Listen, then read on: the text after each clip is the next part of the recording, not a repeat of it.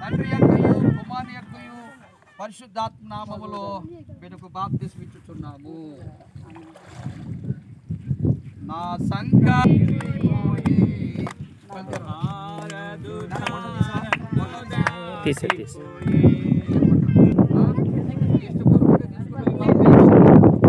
బాప్తిస్మం తీసుకున్న తర్వాత నీ జీవితంలో ఇష్టపడుతున్నావా? బాప్తిస్మం తీసుకున్న తర్వాత విగ్రహార్పితమైనది కానీ శపితమైనది కానీ నేను తినను ఆశించనని తీర్మానం చేసుకున్నావా? ఈ బాప్తిస్మం తీసుకున్న తర్వాత ప్రతి ఆదివారం కూడా నువ్వు దేవుడి స్తుతిలో ఉండాలి ఆ తీర్మానం చేసుకున్నావా? ఈ బాప్తిస్మం తీసుకున్న తర్వాత సంఘానికి సమాజానికి ఒక వెలుగుగా నీవు జీవించాలని దైవజనుగా తెలియజేస్తున్నావు. దానికి ఇష్టపడుతున్నావు కదా? బిడ్డ ఒప్పుకోలేని బట్టి తన యొక్క తీర్మానాన్ని బట్టి తండ్రి కుమార పరిశుద్ధాత్మ నామములో బాప్తిస్మం ఇచ్చుచున్నాము.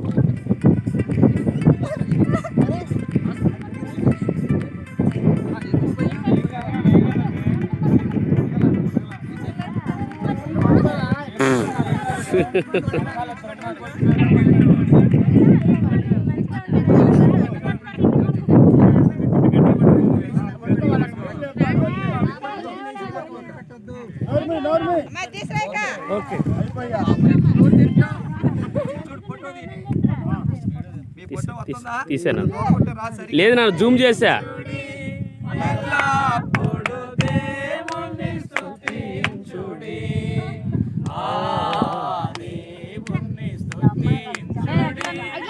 ఎల్లప్పుడు దేవుని స్తుతించుడి. ఆయన పరిశుద్ధాలయమందు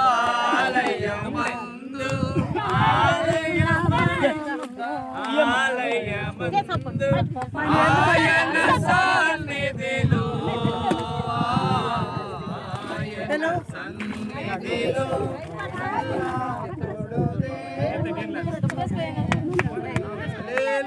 హల్లెలూయా.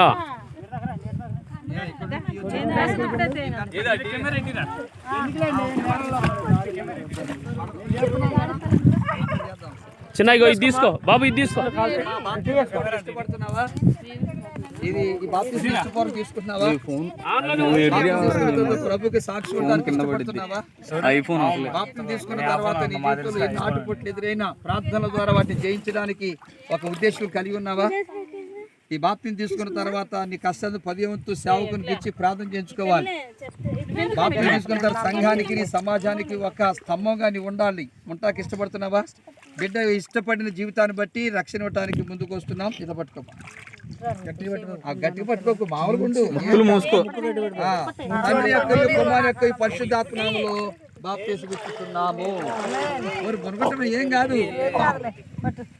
లౌకిక నేను దాసుడన్ కాను, పరమ కానను హక్కుదారు. నీతో ఎప్పుడు దిగలేదు నా సంకటం నీయు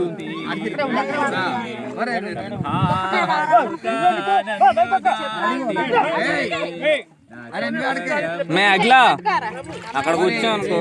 ఓకే, హల్లెలూయా. ఈ మాటలు విన్నావు కదా? సంఘానికి సమాజానికి ఒక నక్షత్రం ఉండాలి. అర్థమవుతుందా?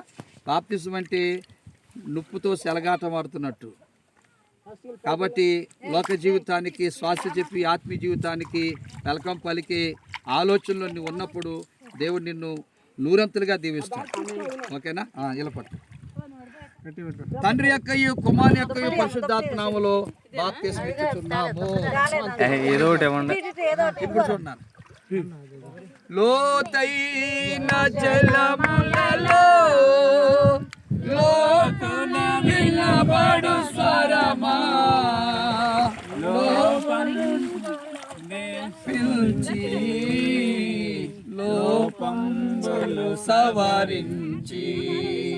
లోపంబులు సవరించే దేవుడు లోపము నుంచి విడిపించి ఆత్మీయతలోకి నడిపించడానికి ప్రభు మాట్లాడిన మాటలు బట్టి బిడ్డ మార్పు చెంది రక్షణ పొందాలని ముందుకు వచ్చింది. అమ్మా, ఈ బాప్తిస్మం ఇష్టపూర్వకం తీసుకున్నావా? ఓకే, ఈ బాప్తిస్మం ద్వారా ప్రభువుకి సాక్షి ఉండడానికి ఇష్టపడుతున్నావా? ఈ బాప్తిస్మం తీసుకున్న తర్వాత నువ్వు ఎక్కడ ఉన్నా కానీ నువ్వు చెక్కబడిన సంఘములో ఒక సభ్యురాలుగా ఉండాలి. ఆ తీర్మానం చేసుకున్నావా? ఓకే, బిడ్డ ఒప్పుకోలేని బట్టి మరి సేవకులుగా ఈ నీటి బాప్తిసడానికి ఇష్టపడుతున్నాం. తండ్రి కుమార పరిశుద్ధాత్మములు నీటి బాప్తిసం ఇస్తున్నాము. Okay okay. శ్రమలలో పాలుండుటయే నా దర్శనమా.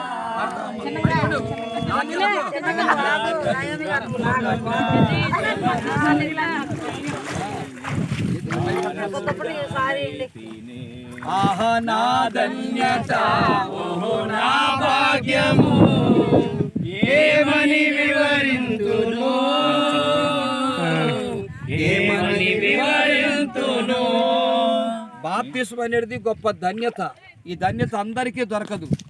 వృద్ధాప్యకం వచ్చి కూడా దొరకదు, మరణానికి వెళ్ళే వరకు కూడా దొరకదు. కానీ బిడ్డలకు దేవుడు ఈ గొప్ప ధన్యతను ఇచ్చాడంటే అది కేవలం దేవుని కృప. దేవునికి స్తోత్రం. కానీ జనాలు చేస్తూ ఉండు, మమ్మల్నే కాకుండా ఈ జనాలు కూడా తీసుకుంటున్నారు.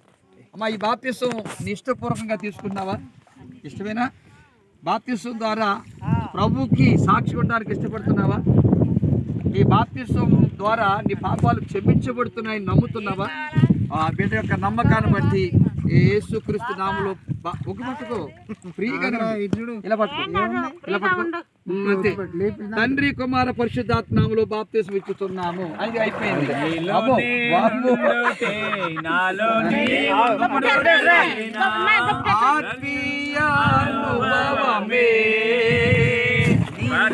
పరిశుద్ధాత్ముని అభిషేకముతో పరిపూర్ణత చెందిన